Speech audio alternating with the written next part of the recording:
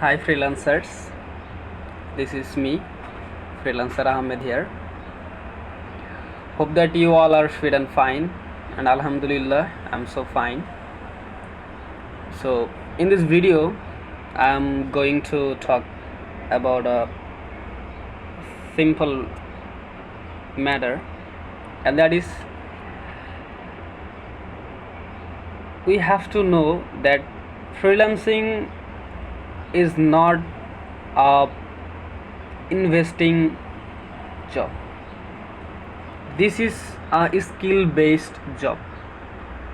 So if we have any kind of skills like web development skill, graphics design related skills, or like me digital marketing skills, we can earn money by selling our services, but we don't need any kind of investment. We don't need invest anywhere because of we are selling our service. Not if we invest, like, we are not businessmen, right? So freelancing is a service based job.